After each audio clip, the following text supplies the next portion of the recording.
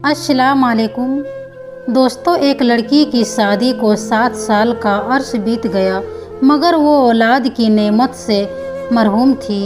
इसके ख़ानदान और दोस्तों ने जितनी भी इसके साथ की लड़कियां थी, वो सब कोई 2 और कोई 3 और कोई 4 बच्चे की माँ बन चुकी थी। इस लड़की की बहुत हसरत थी कि अल्लाह उसकी गोद भर दे। लड़की किसी से कुछ नहीं कहती थी, लेकिन दिल ही दिल में अल्लाह से दुआ करती थी कि या अल्लाह मुझे भी ये खुशियाँ दे दे। दोस्तों, इस लड़की की सारी सहेलियाँ, यहाँ तक कि इसके ससुराल में जितनी शादियाँ इसके बाद हुई थी, वो सब साहिबे औलाद हो चुकी थी। जहाँ इस लड़की को ससुराल वालों की चुप्पी, नाराज और सवालों का सामना करना पड़ता था, वहीं वो खुद भी हर पल अपनी सुनी गोद की वजह से दुखी और परेशान रहती थी। उसने हिम्मत करके अपना चेकअप भी करवाया, लेकिन ये चीज़ देखकर उसे और भी ज़्यादा तकलीफ़ होती थी कि उसकी रिपोर्ट में भी डॉक्टर ने तकरीबन नाउम्मीद जाहिर की, जिस वजह से वो हर वक्त दुखी रहने लगी। मगर दिल में एक उम्मीद भी रहती थी, अगर अल्लाह चाहे तो कुछ भी नामुमकिन नहीं है। डॉक्टर की बात कभी हाथ में नहीं हो सकती, क्योंकि वो सिर्फ अपना अंदाज़ा और अपने तजुर्बे की बुनियाद पर कुछ कह सकते हैं, लेकिन हकीकत फैसला तो अल्लाह के इख्तियार में है। लड़की का दिल अगर बहुत ज़्यादा उदास होता तो वो छुपकर अपने कमरे में जी भर रो लेती थी। कोई भी उसकी तकलीफ़ को समझ नहीं पा रहा था कि वो खुद औलाद ना होने की वजह से कितनी तकलीफ़ से गुजर रही है। ससुराल वाले तो बातें बनाते ही थे, लेकिन रिश्तेदार और पड़ोसियों की बातें आग पर तेल का काम करता था, और उसकी सास कुछ ऐसी बातें कर देती थी जिन्हें सुनकर दिल चाहता कि वो मर जाए या उन लोगों से कहीं दूर चली जाए, क्योंकि उन लोगों की बातें दिन ब दिन बढ़ती ही जा रही थी। लेकिन उसे उम्मीद थी सिर्फ वो अल्लाह की जात पर। वो हर नमाज में रो रो कर बस अल्लाह से एक ही फरियाद करने लगी कि वो उसे औलाद की नेमत से नवाज दे। जैसे जैसे लोगों के ताने बढ़ रहे थे, उसी तरह उसकी इबादत भी बढ़ रही थी। वो बस अल्लाह की रहमत की आस में बैठी थी, कब उसकी दुआ कबूलियत के दर्जे पर पहुंच जाए। वक्त गुजरने के साथ साथ जब उसकी देवरानी के यहाँ चौथे बच्चे ने जन्म लिया, तो उसकी सास को ताने में और भी शिद्दत आ गई कि तू तो बांझ है, मेरा बेटा बेऔलाद ही रहेगा। आखिर मेरे बेटे का क्या कसूर है जो उसे ये बांझ पल्ले पड़ गई। एक दिन वो अपने देवर के बच्चे को गोद में लेकर प्यार कर रही थी कि ना जाने उसके दिल को क्या हुआ कि वो बच्चे को वहीं बिठाकर अपने कमरे में गई और ऐसे रोई कि सब घर वाले जमा हो गए। उसके दिल की हालत को समझे बिना ही सब ये सोचने लगे कि ये देवर के बच्चे से जलती है, हसद करती है, इसलिए रोती है। मगर उन जालिमों को कौन समझाता कि अल्लाह ताला ने तो उसको ऐसा दिल ही नहीं दिया जो किसी से जलने वाला हो।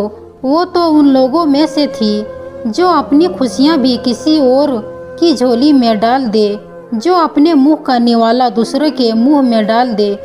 वो तो बच्चे को प्यार करते वक्त अपनी सुनी गोद से इस कदर दिल गिरफ्तार हुई कि खुद पर काबू ना रख सकी, और आज उसके आंसू भी सारे दम तोड़कर बहने लगे। बस उसका एक शौहर था जिसने उसे कभी ताना नहीं दिया था। उसका शौहर उसे दिलो जान से प्यार करता था, उसकी ख्वाहिश को समझता था, लेकिन वो क्या करता, उसके हाथ में कुछ भी नहीं था। एक दिन किसी ने कहा अपने शौहर के भी टेस्ट करवाओ। पहले तो इस बात पर बहुत हंगामा हुआ, लेकिन फिर बाद में उसके शौहर ने कहा टेस्ट करवाने में आखिर क्या हर्ज है। उसके शौहर का टेस्ट करवाया गया। जब रिपोर्ट आई तो वो ठीक नहीं थी। फिर तो घर में एक तूफान आ गया। बस सब कहने लगे कि अब इस लड़की को फारिग करो, हम तुम्हारी दूसरी शादी करेंगे। लेकिन उसका शौहर किसी सूरत में भी उसे तलाक देने को तैयार नहीं था।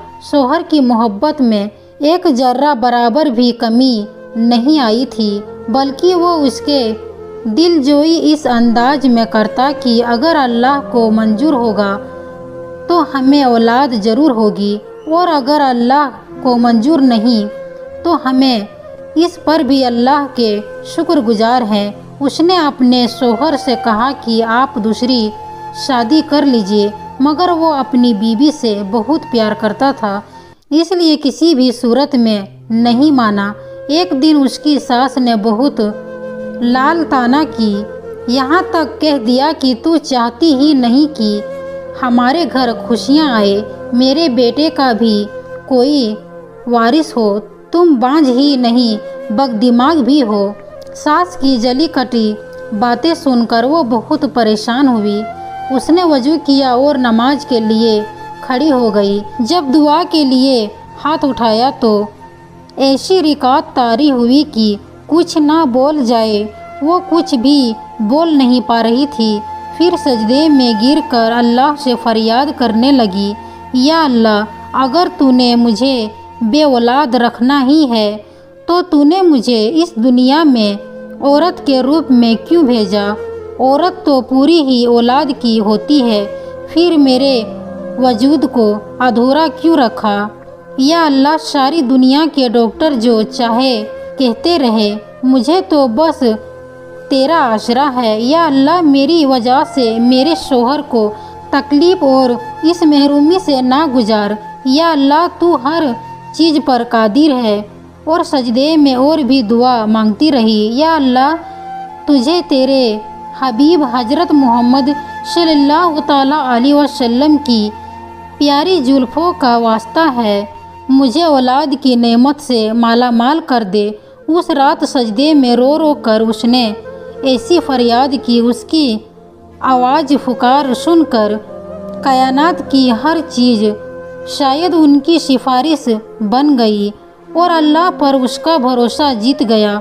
और फिर चंद हफ्तों के बाद वो हुआ जिसकी किसी को उम्मीद ना थी। डॉक्टर बार बार हैरत से उसकी रिपोर्ट को देख रहे थे।